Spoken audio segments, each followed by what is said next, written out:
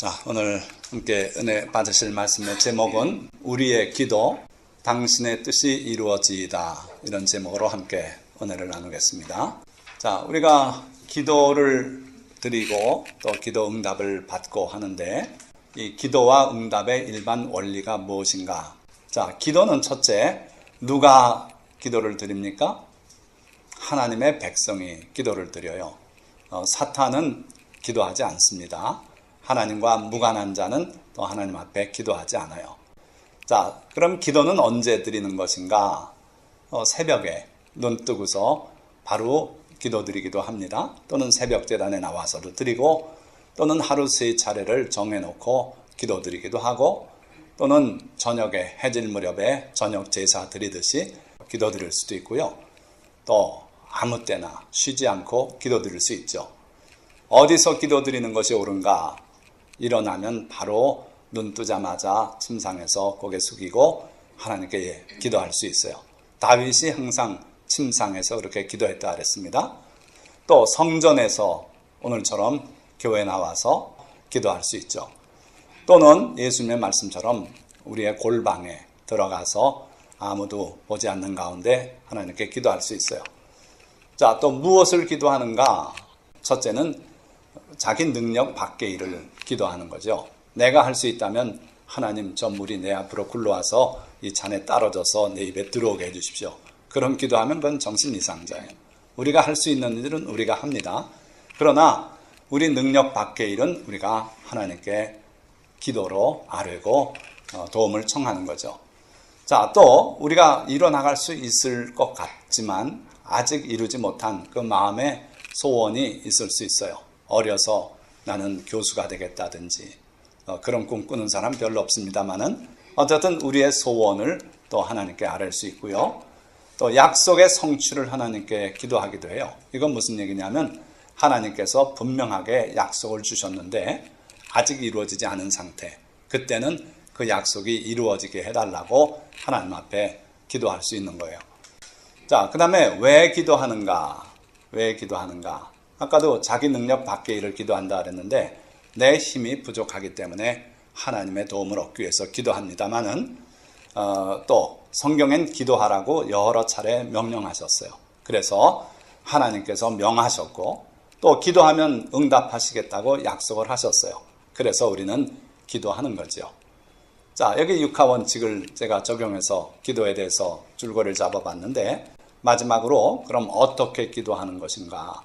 어떻게 기도해야 응답을 받고 기도의 승리를 맛볼 수 있는가? 자, 그건 이제 말씀을 하나씩 돌아가 보면서 정리를 해볼까 하래요.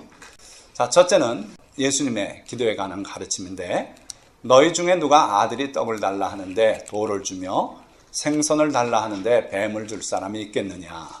너희가 악한 자라도 좋은 것으로 자식에게 줄 줄 알거든 하물며 하늘에 계신 너희 아버지께서 구하는 자에게 좋은 것으로 주시지 않겠느냐.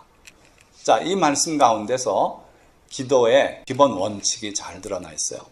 자, 뭐가 보이십니까? 너희라고 우리를 가리켜 하신 말씀이 있고 아들이 나와 있고 또 자식이라고도 표현되어 있고, 그런데 여기에 보니까 너희 아버지라고 되어 있고 또 좋은 것으로 주시지 않겠느냐. 그러니까 기도는 다른 무엇보다도 인적 관계 속에서 아들이 아버지에게, 아버지가 아들에게 이러한 서로의 관계 속에서 기도는 이루어진다. 그리고 그 관계 속에서 응답이 내려진다 하는 거죠.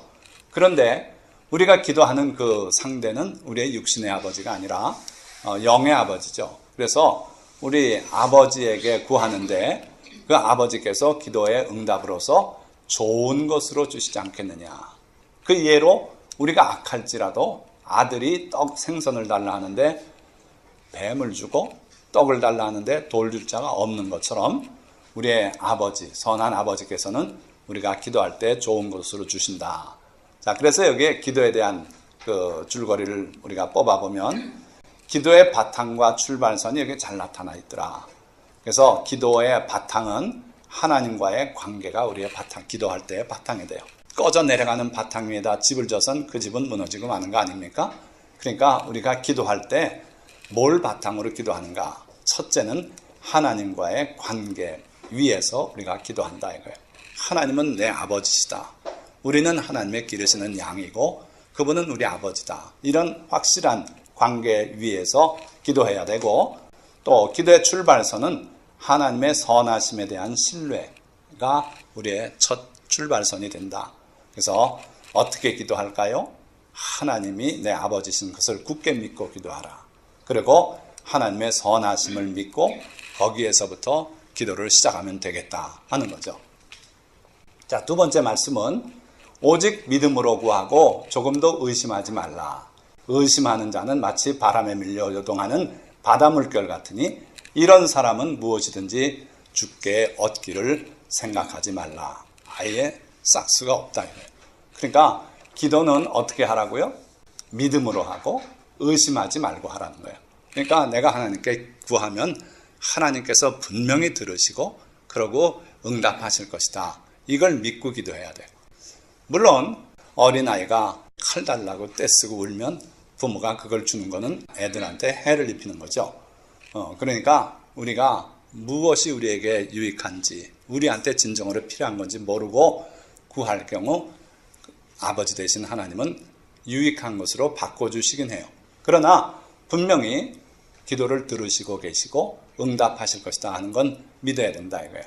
그래서 둘째 원칙은 어떻게 기도할까요? 믿음으로 하나님이 응답하실 것이다 하는 믿음을 갖고, 그리고 의심하지 말고 기도해라. 셋째, 항상 기도하고 낙심하지 말아라. 자, 예수님께서 누가복음에서 이런 가르침을 주셨어요. 예수께서 그들에게 항상 기도하고 낙심하지 말아야 할 것을 비유로 말씀하여 이르시되, 아시죠? 내용은 어떤 도시에 하나님을 두려워하지 않고 사람을 무시하는 한 재판장이 있는데, 또 거기에 과부가 있는데 그 과부가 억울한 일을 당했어요. 그 해결책이 없는 거예요. 그래서 이 재판장에게 찾아가서 뵙기를 청하고 자기 억울한 사정을 살펴달라고 청하러 갔는데 상대도 안 해주는 거예요. 그러니까 이 여인이 그 재판장 문 앞에 꿇어 엎드려서 아침에 출근할 때 소리 지르고 억울한 일이 있습니다. 그리고 또 퇴근해서 집에 들어갈 때 또 집문에서 소리 지르고, 이러기를 하루 이틀 아니고 계속 하니까 이 불의한 재판장이 이거 못 견디겠다 해가지고 그 문제를 듣고 해결해 주었다는 거예요. 그것처럼 항상 기도해라. 낙심하지 말고 끈질기게 이 과부처럼 그렇게 기도해라. 그러나 인자가 다시 올 때 믿는 자를 보겠느냐, 이런 믿음이 세상에 없을 것이다. 이렇게 말씀하기도 했어요. 자, 어찌됐든 우리는 낙심하지 말고 기도해야 돼요. 무슨 억울한 일, 우리가 해결 못할 일, 이런 걸 앞에 놓고 하나님께 기도하되 하나님이 안 들으신다, 그래가지고 낙심하고 기도를 끊으면 안 된다 이거예요. 항상 쉬지 말고 기도하고 낙심하지 말고 기도해라. 이게 또 기도의 방법이 되는 거죠. 구하라, 그리하면 너에게 주실 것이요. 하나님께 구하라 이거예요. 기도하라 이거예요. 자, 그런데 뒤에 찾으라, 그리하면 찾아낼 것이요. 문을 두드리라, 그러면 너희에게 열릴 것이니. 구하는 이마다 받을 것이요, 찾는 이가 찾아낼 것이요, 두드리는 이에게 열릴 것이니라. 자, 이 뒤에 것들은 왜 있을까요? 기도에 대해서 가르치신다면 단지 구하라, 그리하면 너희에게 주실 것이요, 구하는 이마다 받을 것이다. 이렇게 끝내면 기도에 대한 교훈이 되지 않겠어요? 그러나 진정한 기도는 뭐냐 하면은 우리의 현실적인 뚜렷한 목표를 잡고 그걸 우리의 마음의 소원으로 붙들고, 그러고 주님 앞에 기도하면서 그러고 나가서 찾아야 돼요. 취업이 내 목표고 내 마음의 소원이고 하다면 하나님께 기도하면서 그 다음에 찾아 나서는 거예요. 인터넷도 뒤지고 또 사람도 만나러 나가고 그렇게 아주 실행을 하는 거예요. 적극적으로. 그러고 안 된다고 우리 사람 안 쓴다 그러면 그러지 말고 제 스펙을 좀 뚫어보시라고 두들기고 면담을 신청하고, 그런 적극적인 자세가 있으라. 그런 바탕 위에서 기도하면 하나님께서 기도를 들어주실 것이다. 많은 경우 여기에 실패들 해요. 그래서 기도만 하고 들어앉아서 하나님이 응답해 주시길 기다리는 그런 사람들이 있는데, 그러지 말고 기도하고 그리고 찾아 나서고 막힌 문이 있다면 두들기면서 적극적으로 구하라. 그런 기도, 그런 삶의 자세로 기도하는 사람을 하나님이 들으시고 응답하신다 하는 거예요. 자, 또 다섯 번째로 앞의 말씀과 비슷한 얘기인데 이건 시편에 있는 말씀인데 내 마음의 소원대로 허락하시고 내 모든 계획을 이루어 주시기를 원하노라.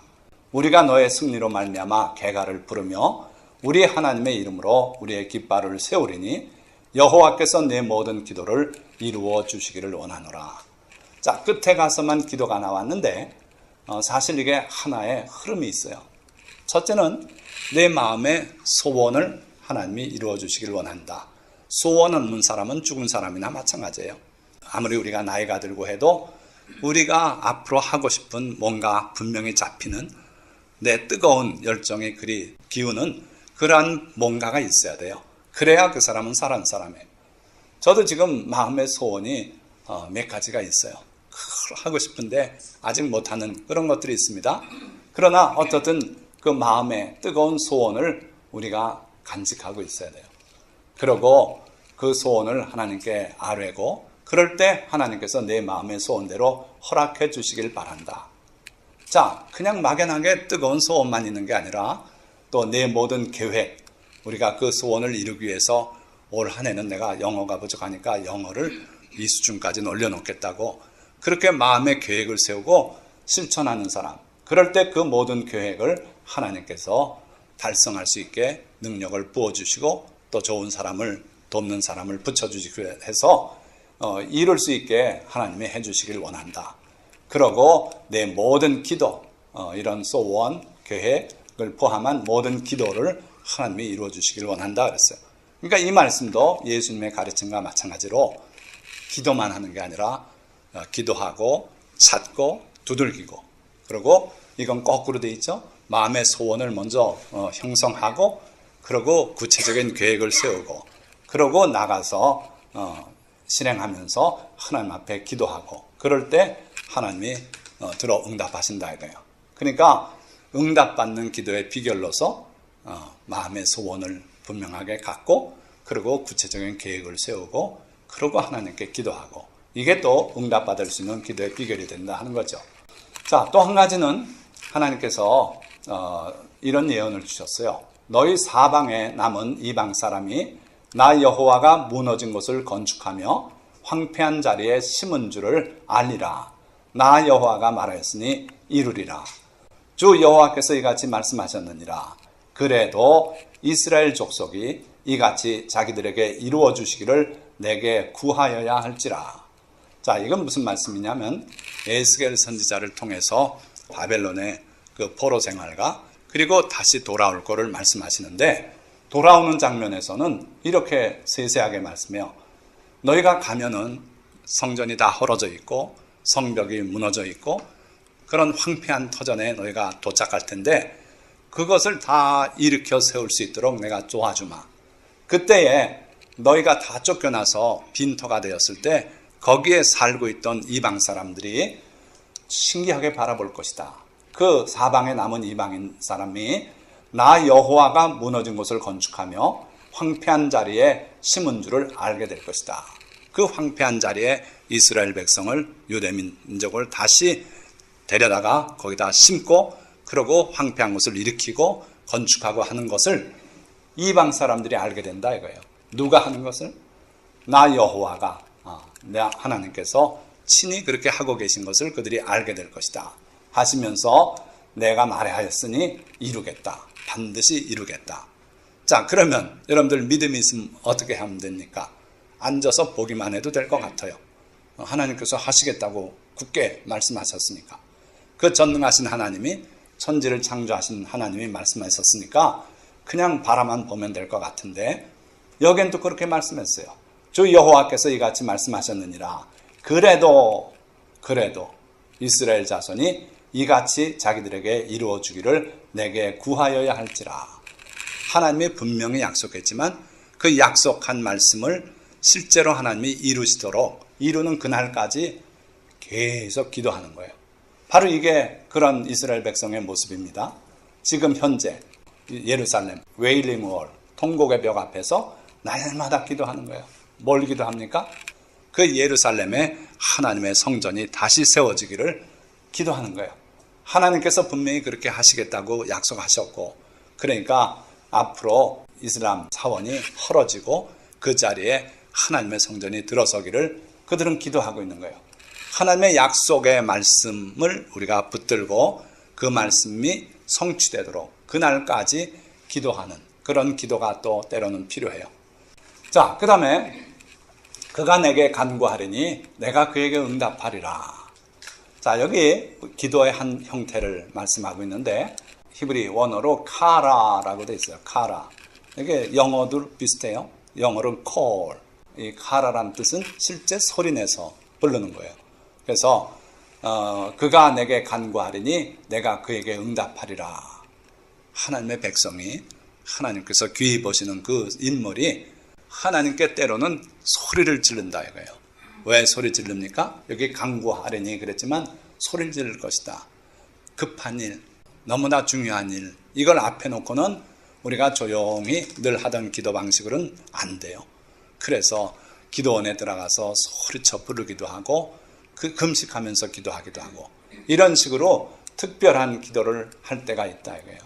그래서 그가 내게 응급의 경우에 소리질러 기도할 것이다. 그때 내가 그에게 응답하리라. 그러니까 기도에는 이렇게 소리질러 하나님께 간구하는 기도가 또 있을 수 있다. 때로는 금식하면서 기도할 때도 있고요. 그런 특별 기도가 있다 이거예요. 자, 똑같은 그 카라를 예레미야 선지서는 이렇게 번역이 됐어요. 너는 내게 부르짖으라. 바로 이거예요. 카라 해라. 내가 내게 응답하겠고 내가 알지 못하는 크고 은밀한 일을 내게 보이리라. 그래서 오늘 여러분들이 하나님께 소리질러 부를 내용이 있을지는 모르겠어요. 그러나 인생을 살다 보면 이런 경우도 있다. 그러면 하나님께 나가서 소리쳐서 내 음성으로 기도할 때 하나님은 또한 응답하실 것이다. 이거예요. 자, 그래서 이 말씀들을 정리해 보면 어떻게 기도해야 한다고요? 첫째는 하나님과의 관계 위에서 기도해야 된다 이거예요. 그게 출발선이 된다 이거예요. 그리고 응답하실 것을 의심하지 말고 기도하라 그랬어요. 의심하는 자는 받을 생각을 하지 말라 그랬어요. 그리고 항상 기도하며 낙심하지 마라. 낭망하지 말고 하나님께 아뢰고 억울한 일이 있으면 계속 기도하거라. 자, 그리고 구하고 찾고 문을 두드리는 그런 기도를 해라. 그러니까 단지 기도만 하고 누워서 실망해서 자빠져 있지 말고 기도하고 나서서 찾고 그리고 문이 닫혔다고 생각된 두들기는 그런 적극적인 자세로 생활을 하면서 기도해라. 그리고 기도하되 소원을 갖고 계획을 세우고 기도해라. 확실한 소원이 있고 목표가 있은 다음에 그걸 하나님께 아뢰는 그런 법을 배워라. 그렇지 않고 그냥 막연하게 기도합시다. 그러니까 기도는 해야겠는데 뭘 하고 기도해야 될지 모르고 이거는 하나님께 상달될 기도가 못 된다 이거예요.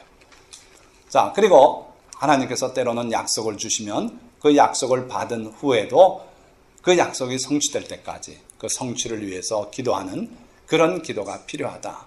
그리고 때로는 소리쳐 기도하고 서원 기도하고 또 금식하며 기도해야 그 기도가 응답될 것이다. 자, 근데 또 한 가지 기도를 주님이 우리에게 가르치고 계세요. 두 번째 단락이에요. 자, 그러므로 너희는 이렇게 기도하라. 그러므로 너희는 이렇게 기도하라. 하늘에 계신 우리 아버지여, 이름이 거룩히 여김을 받으시오며 나라가 임하시오며 당신의 뜻이 하늘에서 이루어진 것 같이 땅에서도 이루어지이다. 제가 이렇게 당신의라고 임의로 첨가했는데 요거는 여기뿐 아니에요. 여기 보면 이름이 아버지여 당신의 이름이 거룩히 여김을 받으시오며 당신의 나라가 임하시오며 당신의 뜻이 하늘에서 이루어진 것 같이 땅에서도 이루어지이다. 원문은 그래요. 이게 다 호노마수, 바실레이아수, 펠레마수 해가지고 수가 다 유월 그런 뜻이죠. 그래서 호노마 이름, 당신의 이름이 바실레이아 왕국, 당신의 왕국이 당신의 나라가 펠레마 당신의 뜻이 이루어지기를 기도하는 거예요. 그래서 우리가 주기도문에 의미 없이 그냥 내리 외워서 빨리 끝나려고 이렇게 훅 지나가는 이 부분이 굉장히 중요한 의미들이 담겨 있어요. 그래서 우리는 기도가 우리의 소원을 아뢰는 걸로만 흔히 생각하는데 결국 여기 보니까 당신의 뜻이 이루어지이다. 하늘에서 이루어진 것처럼 땅에서도 당신의 뜻이, 하나님 아버지의 뜻이 이루어지게 되기를 원합니다. 이렇게 기도하라는 거예요. 그럼 내 뜻은 어디 갔습니까? 그런데 실제로 예수님께서 이렇게 우리에게 기도를 가르치시고 보여주신 본이 주님의 뜻이 그 앞에 들어가요. 자, 그 전에 하나님께서 또 이사야 선지자를 통해 이렇게 말씀해요. 내 생각이 너희의 생각과 다르며 내 길은 너희의 길과 다름이니라. 여호와의 말씀이니라. 이는 하늘이 땅에서 높음같이 내 길은 너희 길보다 높으며 내 생각은 너희의 생각보다 높음이니라. 우리 하나님의 생각, 뜻, 하나님의 길, 그러니까 하나님의 계획이 우리 계획보다 월등히 우수하고 마치 하늘이 땅에서 저 높이 있는 것처럼 하나님의 설계와 계획과 섭리는 대단한 지혜로 하나님이 마련하신 거기 때문에 우리 인간의 생각과 비교할 수 없다 이거예요.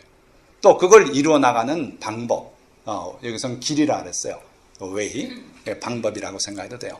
하나님이 좋은 뜻은 세웠는데 그걸 성취를 못하고 계시더라. 아니고 놀랍게 성취해 나가세요.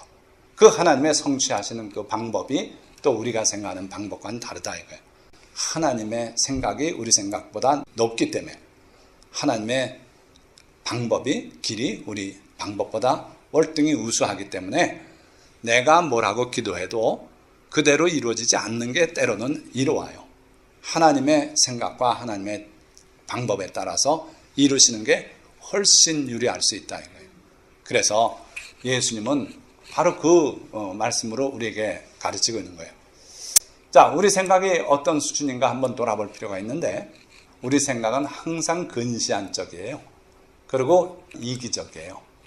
제가 살아온 지나간 날을 쭉 돌아보니까 그랬더라고요. 내가 생각하는 건 굉장히 근시안적이었어요. 그리고 또 너무 이기적인 생각, 그걸 가지고 기도라고 해왔어요. 좀 더 멀리 보고 그리고 하나님의 영광을 위하고 그리고 이기적이지 않고 주님을 위한 기도를 내가 많이 못했더라고요.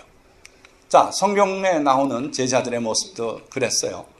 자, 예수님께서 예루살렘에 올라가 고난을 받고 십자가에 못 박혀 죽었다가 사흘 만에 살아날 것을 제자들에게 가르치기 시작하셨다고 그랬어요. 자, 그런데 바로 그 후에 예수님 앞에 감히 다가온 여인이 있었어요. 누구냐면 그 12사도 중에 요한과 야고보 두 사도의 어머니, 그분이 예수님 앞에 와가지고 뭘 좀 구하겠다는 거예요. 그래서 예수님이 뭘 나한테 구하고자 하느냐. 그러니까 내 두 아들, 주님이 왕이 되시면 하나는 우편에 하나는 좌편에 앉혀주십시오. 이렇게 구하는 거예요. 그런데 예수님께서 그 기도를 거절하십니다. 누가 되든지 하나님께서 정하면 그가 될 것이다. 그러면서 그 기도는 결국 거절이 됐어요. 근데 돌아보면 예수님은 이제 예루살렘으로 올라가고 있는 길이에요. 올라가시면은 거기서 고난을 받으시고 십자가에 못 박혀 죽으실 텐데, 그리고 부활하시고 승천하셔야 되는데 이 사람들은 지금 아주 근시적으로 또 이기적으로 잘못 짚어가지고 자기 두 아들, 하나는 좌의정 하나는 우의정 되게 해달라는 거예요. 그러니까 참 근시적이고 그리고 이기적이지 않습니까? 자, 또 예수님께서는 제자들에게 나는 선한 목자라고 말씀하면서 이어서 이런 말씀을 해요. 이 우리에 들지 아니한 양들이, 다른 양들이 내게 있어서 내가 그들도 한 목자에게 속하게 하고 그들을 돌봐야 한다. 그런 말씀을 했어요. 근데 그 말씀에 대해는 제자들이 감히 질문도 안 해요. 관심이 없었어요. 그게 뭘 뜻하는지를 몰랐어요. 이게 뭘 뜻하는 걸까요? 이게 바로 이방인을 말해요. 부활하신 다음에는 제자들에게 땅끝까지 이르러 내 증인이 되라. 그러고 모든 이방 사람들에게도 복음을 전하고 제자를 삼아라, 가르쳐라. 그렇게 말씀했어요. 자, 그러니까 십자가에 못 박혀 돌아가시고 구원의 도리를 완성한 다음에 보혜사께서 오셔서 역사하시면서 복음이 땅끝까지 전파되는 거예요. 제자들은 거기에 대한 전혀 감을 못 잡고 있어요. 그 부활하신 주님을 붙들고 이런 질문을 해요. 나라를 회복하심이 이때니까. 그러니까 이제 로마의 속국에서 독립해서 우리 이스라엘이 독립된 나라가 되고 주님이 왕이 되고 우리는 다스리는 자가 되고 지금이 그때입니까? 이렇게 묻는 거예요. 그러니까 예수님께서 그 때와 시기는 아버지 하나님께서 알아서 하실 것이고 너희들이 신경 쓸 것은 오직 성령이 임하시면 너희가 권능을 받고 온 유대와 사마리아와 땅끝까지 이르러 내 증인이 될 것이다. 그래서 제자들이 결국 주님의 말씀대로 기도하다가 성령이 임하신 거죠. 그러니까 가만히 보면 예수님의 큰 원대한 계획에 대해서 제자들은 이기적이고 근시안적인 그런 행동으로 늘 나가더라 이거예요. 우리가 그래요. 우리가 솔직히 보면. 왜냐하면 우리는 종이 한 장 뒤도 모르는, 읽지 못하는 존재입니다. 이 주보도 보세요. 이렇게 비치면 좀 보이긴 합니다만 일반적으로 보면 이 면분이 내가 못 읽죠. 이 뒷면에 있는 내용을 내가 읽습니까? 못 읽는 거예요. 그러니까 종이 한 장 뒤도 못 읽는 존재고 또 언덕 너머에 언덕이 있으면 그 너머에 지금 누가 나를 향해 달려오는지 그것도 우리는 볼 수 없어요. 그게 우리 인간의 한계예요. 우리 생각은 항상 근시안적이고 이기적이다. 게다가 또 우리 마음은 오염되기 쉬운 상태에 있다. 그래서 하나님의 말씀은 뭐든 지킬 만한 것보다 더욱 내 마음을 지켜라. 생명의 근원이 이에서 나기 때문이다. 그런데 그게 생명의 근원이 될 뿐 아니라 썩어서 너 자신을 현혹하고 잘못된 길로 나가기도 하고 거기에 사탄이 작용하면 저놈 죽이라는 소리가 들려오기도 하고 별일이 다 벌어지는 게 우리 마음이다 이거예요. 그러니까 우리 마음의 생각 그것대로 하나님이 이루어 주시기를 기도하는 것은 잘못된 기도가 될 수도 있다는 거예요. 그래서 예수님은 그러므로 너희는 이렇게 기도하라 그렇게 말씀하시는 거예요. 어떻게 기도하라고요? 하늘에 계신 우리 아버지여 이름이 거룩히 여김을 받으시오며 나라가 임하시오며 당신의 뜻이 하늘에서 이루어진 것 같이 땅에서도 이루어지이다. 우리 뜻이 아닌 하나님 아버지의 뜻이 이루어지기를 기도하라는 거예요. 왜? 우리의 생각은 이기적이고 또 부패하기 쉽고 잘못된 생각을 갖기 쉽고 그러니까 누굴 믿고 기도하라고요? 하나님을 믿고 하나님의 뜻이 이루어지기를 위해서 기도하라는 거예요. 자, 그러면 우리가 기도할 거 없지 않습니까? 그렇지 않다는 거예요. 예수님께서 마지막 겟세마네 동산에서 하신 기도를 보면 그래요. 자, 조금 나아가서 얼굴을 땅에 대시고 엎드려 기도하여 이르시되 내 아버지여 만일 할만하시거든 이 잔을 내게서 지나가게 하옵소서. 이 잔 십자가에 못 박혀 비참하게 죽고 피 흘리고 사람들의 조롱거리가 되고 뻘거벗기고 채찍 맞고 이 모든 것 이거 좀 지나가게 해 주십시오. 내가 당하지 않고 다른 방법으로 인류를 구원할 길이 있지 않습니까? 하면서 하나님 아버지 앞에 예수님께서 자기의 소원을 지금 말하는 거예요. 할만하시거든 이 잔을 내게서 지나가게 하옵소서. 지나가게 하옵소서. 그런데 바로 이어서 그러나 나의 원대로 마시옵고 아버지의 원대로 하옵소서. 예수님의 기도가 예수님이 스스로 가르치신 그 기도 내용과 딱 부합되는 거예요. 아버지의 뜻대로 이루어지기를 원한다는 기도를 하고 계신 거예요. 그러나 그 앞에 예수님의 생각, 예수님의 뜻을 명확하게 보이고 있어요. 그래서 우리도 바로 이 기도의 모델을 따라야 돼요. 결국은 하나님의 뜻이 이루어지길 우리가 기도하지만 그 앞에 우리의 소원을 아뢰야 돼요. 그거 없이는 이 모든 뒤의 내용만 한다면 위선이에요. 그건 제대로 된 기도가 못 돼요. 그래서 먼저 우리가 뭘 원하는지 정확히 잡아내 보세요. 내가 매일같이 기도하는데 진짜 내가 원하는 내용이 뭔지를 정확히 잡아서 내 마음의 소원과 비춰봐서 내 마음의 소원을 진짜 하나님께 아뢰고 있는지 아니면 그냥 남들이 그렇게 기도하란다고 그렇게 기도하고 있는지 한번 돌아볼 필요가 있어요. 그러나 나의 원대로 마시옵고 아버지 원대로 해달라고 기도할 수 있는 그런 자세가 돼야 된다 이거예요.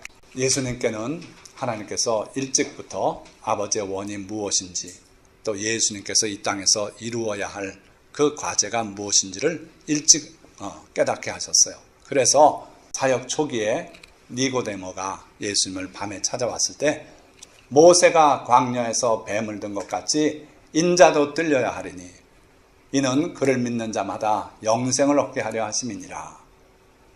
예수님께서 이 땅에 오신 이유는 위대한 선생이 돼서 좋은 교리를 가르쳐서 새로운 종교를 만들게 그 뜻으로 오신 게 아니다 이거예요. 예수님이 오신 것은 오직 모세가 광야에서 뱀을 들었던 것처럼 들리기 위해서, 십자가에 못 박혀서 높이 들리기 위해서, 그래서 그를 믿는 자마다 영생을 얻게 하려고 온 것이라는 거예요.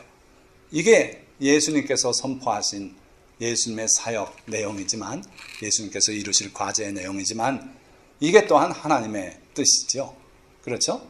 하나님께서 예수 그리스도를 이 땅에 보내서 인류가 구원 얻을 길을 열어주길 원하신 거예요.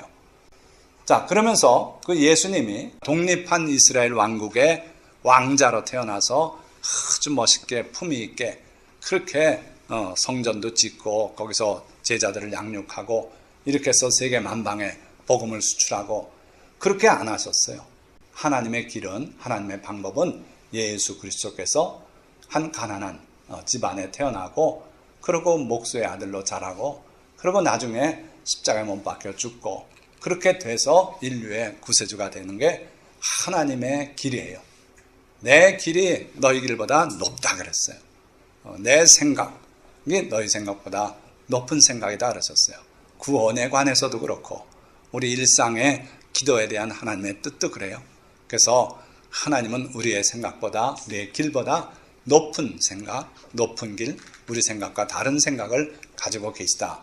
이걸 여러분들이 꼭 기억하시고 기도할 때 철저히 내 소원을 하나님께 아뢰지만 하나님의 뜻이 이루어지기를 원합니다. 이런 식으로 진심으로 기도하시기를 바랍니다. 자, 세 번째 단락이에요. 출애굽기에서 배워야 할 교훈이에요. 기도에 관해서. 자, 여호와께서 모세에게 이르시되 내가 애굽으로 돌아가거든 내가 내 손에 준 이적을 바로 앞에서 다 행하라. 무슨 기적입니까? 하나님께서 모세가 기적을 베풀 수 있는 그 능력을 주셨는데 하나님께서 가시덤불에 나타나시니까 모세가 꺼지지 않고 타는 걸 보고 신기해서 다가갔지 않았습니까? 거기서 하나님께서 모세를 부르셨어요. 모세야, 모세야, 내가 선 땅은 거룩한 땅이니 신을 벗어라. 그래 신을 벗고 하나님 앞에 꿇어 엎드렸어요. 그때 하나님께서 말씀하는 거예요. 내가 너를 바로에게 보내서 이스라엘 백성을 구원하게 하리라. 내가 그들의 부르짖음과 탄성을 다 들었다. 그러니까 모세가 내가 누구간데 바로에게 갑니까? 바로가 누군지 가장 잘 아는 사람이 모세예요. 그 애굽, 그 당시 세계 최강국, 그 이집트의 왕 바로 어떤 권세를 가진 자인지 잘 알아요. 옛날에 40년 전엔 젊었을 땐 그래도 애굽의 왕자고 그때는 할만했는데 지금은 세월이 다 갔습니다. 노인입니다. 나는 이제 입도 둔해졌습니다. 아무도 알아주지 않는 목동입니다. 혹시 나를 아는 사람이 있다면 나는 살인자로서 잡혀서 지금이라도 처형될 수 있습니다. 그런데 제가 어떻게 바로에게 갑니까? 어떻게 내가 애굽으로 돌아갑니까? 하나님께서 그래도 가라는 거예요. 그러니까 말을 안 들으니까 내 손을 넣어봐라. 품에 꺼내봐라. 문둥병에 걸렸어요. 그래서 모세가 죽는 줄 알고 크게 놀랐는데 하나님께서 다시 넣어라. 꺼내봐라. 온전하게 됐어요. 그래서 내가 이 권능을 너에게 줬으니 가서 이걸 그들 앞에 보여라. 그래도 모세가 망설여요. 그러니까 내 손에 드는 게 뭐냐? 지팡이입니다. 던져라. 던졌더니 그 앞에서 뱀이 돼버렸어. 꼬랑지를 잡아라. 어떻게 잡습니까? 나 물려 죽으라고요. 잡아라. 꼬랑지를 잡았어요. 그랬더니 다시 지팡이가 된 거예요. 그러니까 하나님께서 이 두 가지 기적을 바로 앞에 가서 행하라. 그래도 또 모세가 말을 안 듣죠. 나는 입이 둔한 사람입니다. 바로 앞에 서서 논리적으로 말할 자신이 없습니다. 그러니까 하나님께서 그러면 내가 네 형 아론을 너의 대변인이 되게 해주겠다. 그래도 안 간대요. 그러니까 하나님께서 분노하시니까 그때서야 이제 모세가 하나님께 항복하고 그래 마지못해 갔어요. 근데 잘 보세요. 여기 하나님이 뭐라 알았어요? 애굽으로 돌아가거든 내가 내 손에 준 이적을 바로 앞에서 다 행하라. 겨우 두 가지예요. 문둥병 걸리고 사라지고 하는 거, 지팡이 기적. 가서 했더니 어떻게 됐습니까? 바로 앞에 가가지고 그래도 하나님을 믿고 가서 그렇게 했어요. 바로요. 여호와 하나님께서 말씀하는데 이스라엘 백성을 풀어주라고. 광야에서 하나님을 예배하러 가야 되니까 휴가를 좀 내주시오. 그랬더니 바로가 여호와가 누군데? 나 그런 신 모르는데 누군데 도대체 여호와가 이스라엘 백성을 예배하러 그걸로 가게 하라고 그러냐 하면서 거절하는 거예요. 당신 내 말 안 들으면 재미없습니다. 그러고 보라고 하고서 그걸 행했어요. 그런데 바로가 눈도 까딱하네요. 그렇지 않겠어요? 여러분들이 그 대애굽의 왕인데 노인네가 하나 와가지고 손 넣고 이렇게 문둥병 또 그러고 나왔잖냐고. 그거 별로 감동 안 되는 거예요. 그래도 모세가 그렇게 했어요. 자, 그래도 안 들으니까 그러면 다른 기적을 행하겠어. 그러고 지팡이를 던지니까 뱀이 돼버려요. 그러니까 바로가 자기 술사들, 요술사들이 애굽에 있었어요. 너희들 저거 봐라. 너희 못하냐? 그랬더니 우리도 합니다. 그러더니 그 사람들이 또 지팡이를 던져서 또 뱀이 된 거예요. 그런데 뱀이 서로 고개를 이러더니 모세의 지팡이가 바로의 술사들이 만든 지팡이를 삼켜버렸어요. 자, 그럼에도 불구하고 바로가 항복을 하지 않아요. 왜 그렇습니까? 하나님께서 미리 예고하셨어요. 자, 그러나 내가 그의 마음을 완악하게 한즉 그가 백성을 보내주지 아니하리니. 분명히 하나님이 미리 얘기하셨어요. 가서 네가 기적은 행해라. 그러나 내가 바로의 마음을 완악하게 한즉 그가 백성을 보내주지 아니할 것이다. 모세가 이 하나님의 뒷말씀을 잊었던 것 같아요. 그래가지고 바로를 설득 못하고 나온 거예요. 그랬더니 바로가 성이 나가지고 저런 정신 나간 놈 봤나. 백성들이 지금 일이 쉬워서 저런 짓 하는 거다. 예배 드린다고 휴가 내달라고. 짚을 주지 마라. 그러니까 이스라엘 백성들이 벽돌을 만드는데 그 벽돌이 든든하려면 거기 짚이 섞여 들어가서 굳어져야 벽돌이 단단합니다. 그런데 짚을 주지 마라. 그러니까 짚은 주지 말고 할당량을 그대로 진행하게 하라. 그러니까 처음에 하루 이틀은 견뎠는데 며칠 되니까 짚이 없는데 어디서 그걸 짚을 구해다가 만듭니까? 그래가지고 그 이스라엘 백성의 노역을 관리하는 사람들이 바로에게 찾아가서 바로시여 이건 공평하지 못합니다. 왜 짚을 안 주고 벽돌은 그 숫자 그대로 만들어 올리라고 합니까? 지금 우리가 하루 이틀은 그렇게 했는데 짚이 없어서 도저히 할 자신이 없습니다. 자비를 베풀어 주소서. 그랬더니 바로가 쓸데없는 소리 말고 가서 그대로 채워라. 그래가지고 쫓겨나왔어요. 그래서 모세가 하나님께 기도합니다. 여호와시여 왜 도대체 나를 보내서 이 고생하게 합니까? 이걸 잊어먹고 그런 거예요. 그래서 하나님께서 다시 한번 7장 가서 말씀해요. 조금 아까 그 말씀은 4장이고 바로가 너희의 말을 듣지 아니할 터인즉 내가 내 손을 애굽에 뻗쳐 여러 큰 심판을 내리고 내 군대 내 백성 이스라엘 자손을 그 땅에서 인도하여 낼지라. 자, 내가 분명히 얘기했는데 너 기억 안 나냐? 내가 바로의 마음을 완악하게 해서 지금 그런 현상이 오는 것이다. 걱정하지 마라. 내 손을 애굽에 뻗쳐 여러 큰 심판을 내릴 것이다. 그러고 내가 내 백성 이스라엘을 빼낼 것이다.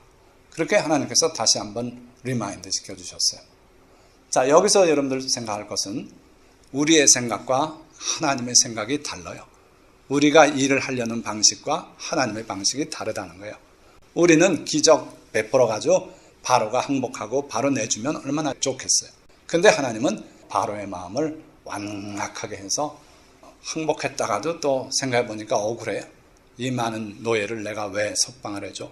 안 된다. 그러고 마음 돌이키고 그렇게 했다는 거예요. 그러니까 하나님의 방법은요. 애굽을 내리쳐가지고 그렇게 해서 하나님의 큰 권능을 보여주고 그러고 이스라엘 백성을 이끌어내려는 그런 설계를 가지고 계시더라는 거예요. 자, 다시 말씀해요. 내 생각이 너희 생각과 다르다. 내 길이 너희 길과 다르다. 이는 하늘이 땅보다 높음 같이 내 길은 너희 길보다 높고 내 생각은 너희의 생각보다 높음이니라. 그러니까 하나님의 모든 계획과 하나님의 생각은 항상 우리의 생각을 초월하고 우리는 그렇게 하면 망하지 않을까 하는데 그렇지 않다는 거예요. 그러니까 모든 정세가 걱정스럽고 어떻게 될지 불안하고 걱정하지 마시라 이거예요. 하나님은 그 우리가 걱정할 만한 그런 일들 다 통과하고 우리를 안정되고 번영의 길로 이끌어 가실 수 있는 하나님이기 때문에 그래요. 자, 여기 그래서 그 애굽 바로가 마음을 완악하게 하니까 하나님께서 이제 구체적으로 치기 시작하는데 10가지 재앙, 자라는 피 재앙, 개구리, 이, 파리, 동물들이 죽는 거, 그 다음에 사람 몸에 독종이 생기는 거, 또 우박이 쏟아지고 메뚜기가 와서 다 먹어버리고 흑암이 있어서 정말 두려운 흑암이 있었고, 그리고 마지막으로는 장자가 죽는 10가지 재앙으로 결국은 애굽을 치셨어요. 그때마다 바로가 첫 번째만은 항복 안 했지만 나머지 경우 죄다 항복했어요. 그래가지고 급하게 모세를 불러들이고 그리고 내가 잘못했다 기도해달라 그래 놓고선 그 다음엔 마음 바뀌었다고 가긴 어딜 가 그러고 막아버리고 이러기를 여러 차례 했어요. 자, 그러고 어떻게 했었습니까? 10번째 재앙, 그 장자가 다 죽는 그 끔찍한 재앙, 그 바로의 장자도 죽었고 다 죽었어요. 그러나 이스라엘 백성들에게는 해가 없었어요. 자, 그 후에 어떻게 됐어요? 여호와께서 애굽 왕 바로의 마음을 완악하게 하셨으므로 그가 이스라엘 자손의 뒤를 따르니 이스라엘 자손이 담대히 나갔습니다. 이스라엘은 아주 사기 충천해서 제발 나가달라고 이제 떠밀어내서 그래서 출발했어요. 그런데 이스라엘이 떠나고 나니까 바로가 마음이 또 변했어요. 왜 변했어요? 하나님께서, 여호와 하나님께서 애굽 왕 바로의 마음을 완악하게 하셨으므로 마음이 변했어요. 그래서 이스라엘이 떠나고 나니까 이건 용납할 수 없는 일이다. 군대 소집해라 해가지고 애굽의 모든 병거를 다 동원했어요. 그리고 자기가 특별히 선발한 병거 600대 해가지고 전군 동원령을 내려가지고 이스라엘을 추격해요. 그렇게 많이 안 나서도 될 텐데 그랬어요. 자, 도대체 왜 그랬습니까? 자, 그 이유 중에 하나는 내가 애굽 사람들의 마음을 완악하게 할 것인즉 그들이 그 뒤를 따라 들어갈 것이라. 하나님께서 마음을 완악하게 해서 그렇게 뒤따라간다는 거예요. 내가 바로와 그의 모든 군대와 그의 병거와 마병으로 말미암아 영광을 얻게 될 것이다. 자, 사실 바다가 쫙 갈라졌습니다. 그리고 우리가 생각하는 것처럼 뭐 물이 그냥 밀려가서 밀물 썰물 현상으로 그렇게 된 걸로 생각하면 오산이에요. 바닷물이 양쪽에 벽처럼 일어서 있었다 그랬어요. 그러니까 바다 사이로 통과해 가는데 바닥은 말랐지만 이 옆에는 물이 수족관의 물처럼 벽으로 쌓여 있었고 그런 상태였어요. 그 이스라엘 백성이 그를 통해 들어가는데 건너 저쪽으로 언덕으로 해서 올라가고 있는데 애굽 사람들이 망설였어요. 이쪽에서 군대가 도대체 이걸 들어가 말어. 그런데 하나님께서 그들의 마음을 완악하게 해서 죽으면 죽지 하고서 저 사람들도 건너갔는데 그러고 뒤따라간 거예요. 한참 망설이다. 하나님께서 구름기둥 불기둥으로 그 사이를 막고 있었는데 그걸 걷어주셨어요. 들어와 봐라. 유인을 하신 거예요. 그래가지고 글로 들어갔을 때 바다가 합쳐져서 다 수장이 되고 말았어요. 왜 그렇게 하셨을까요? 내가 바로와 그의 병거와 마병으로 말미암아 영광을 얻을 때에야 애굽 사람들이 나를 여호와인 줄 알리라. 그 일이 있고 나서야 비로소 애굽 사람 또 이스라엘 백성 말할 것 없고 주변 나라들도 그렇고 여호와 하나님만이 참 하나님이다 하는 걸 알게 될 거라는 거예요.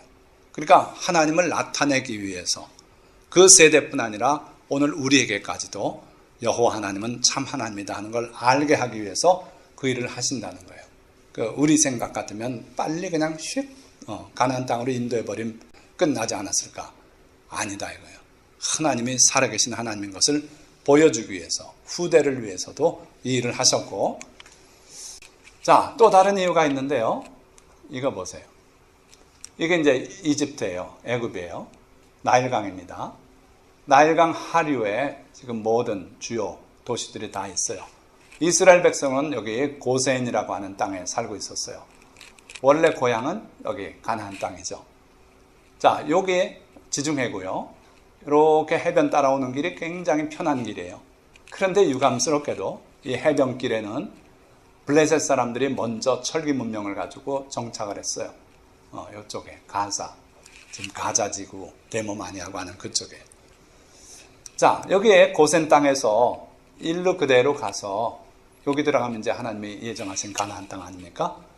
그리 가면 쉬웠을 거예요. 그런데 하나님께서 이스라엘 백성을 구름기둥, 불기둥으로 사흘 밤낮을 쉬지 않고 이동을 시켜서 이 믹돌 지역에 진치게 했어요. 그러니까 애국 군대들이 이리 추격해 오고, 그리고 여기 홍해, 가장 적절한 지점을 하나님이 갈라서 건너게 하셨고, 물론 이게 여긴지 그건 아직 잘 몰라요. 그러나 이게 홍해니까 여기서부터 이렇게, 그래서 여기 제일 좁은 데로 건너지 않았나 이렇게 생각하는 거죠. 자, 그러고서도 건넌 다음에 결국 여기가 호렙산, 시내산, 여기서 하나님께서 십계명을 주시고, 그렇게 해서 이렇게 빙 돌아서 가데스 바네아로 인도하셨는데, 왜 이렇게 하셨을까? 왜 이렇게 하셨을까? 하나님 말씀이 분명하게 말씀해요. 해변길은 가까우나 블레셋 사람들하고 만나서 전쟁을 하면 이스라엘 백성이 마음을 돌이키고 애굽으로 돌아갈까 염려했다 그러셨어요. 그래서 하나님은 근시안이 아니었어요. 하늘 위에서 지형을 다 하시는 분이에요. 바다속 지형도 어디를 가려는 게 제일 좋을지 아시는 분이에요. 그래서 거기까지 사흘을 쉬지 않고 몰아가셨던 분이에요. 자, 그러고 또 애굽 사람을 다 바다에 넣어서 수장시켜버린 이유가 뭘까? 애굽 군대가 출동을 안 하고 넋을 놓고 며칠 동안 정신없이 앉아있다가 나중에 억울하다. 이거 이스라엘 백성을, 그 수많은 노예를 우리가 잃어버렸으니 앞으로 피라미드는 누가 만들고 그 엄청난 건축은 누가 할 거냐. 도로 잡아오자. 그랬으면요, 여기서 이리 출동해서 여기 있는 이스라엘 백성 잡아오는 건 별로 어려운 일이 아니에요. 그러니까 그 애굽 군대를 수장해버리지 않는 한 애굽의 그 막강한 군사력은 이스라엘 백성에게, 하나님의 백성에게 항상 위협으로 남아있을 수밖에 없는 거예요. 우리가 지금 북한의 핵을 제거하지 않으면 항상 그 핵을 머리에 이고, 그리고 두려움 속에 그들에게 종로로 돼야 되는 그런 상황과 비슷한 거예요. 그러니까 하나님께서 그걸 아예 끝장내려고 그래서 수장을 했어요. 그러니까 보세요. 하나님의 생각과 하나님의 일처리 방법은 얼마나 우리 생각과 다르고 멋있는 생각인지 몰라요. 그래서 하나님께서 결국은 그렇게 했어요. 내 생각이 너희 생각과 다르고 내 길은 너희 길과 다르다. 그렇지 않습니까? 이 애굽에 하나님이 행하신 일들이 그걸 여실히 증거하고 있어요. 하나님의 길은, 하나님의 일처리 방식은 너희의 일하는 방식보다 월등한 방식이다. 그러니까 우리가 기도할 때 누구의 뜻이 이루어지길 원해야 되겠어요? 내 뜻대로? 안 그래요. 우리 하나님의 생각은 우리 생각보다 높아요. 하나님은 전지전능하시고 앞날까지 내다보시기 때문에 그래요. 자, 마지막 단락이에요. 위기의 대한민국. 우리는 무엇을 어떻게 기도해야 할까? 자, 이 트럼프하고 김정은의 회담도 그래요. 이게 핵담판이 될 줄 우리는 처음에 기대했는데 갈수록 아까 기념조화에도 뭐가 된다 그랬어요? 평화회담이래요. 좋지 않아요? 평화회담. 앞으로 한반도에 평화를 가져올 회담. 거기에 예상되는 엄청난 대가와 피할 수 없는 변화가 있어요. 그리고 만약에 실패할 경우에 혹독한 시련이 가해질 것이다 하는 거죠.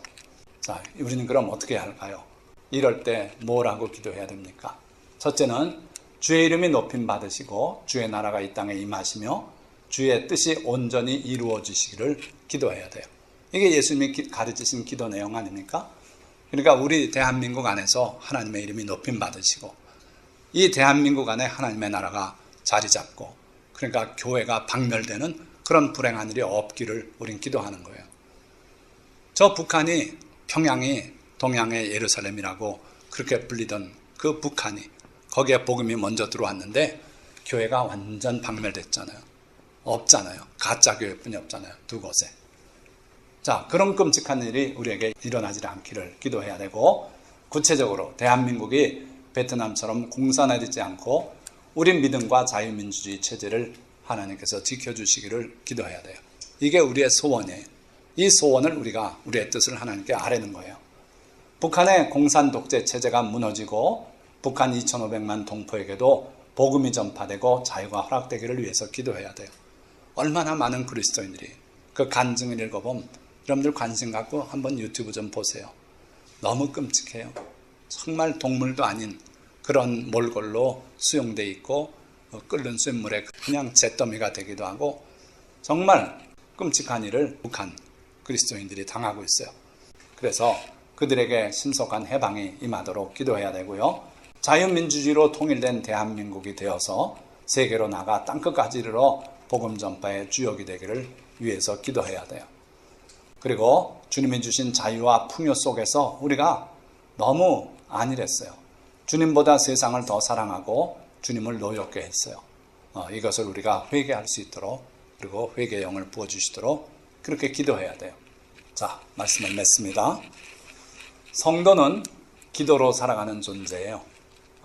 우리 하나님은 우리 아버지시며 기도를 들으시고 응답하시는 분이세요. 그래서 우리는 기도해야 돼요.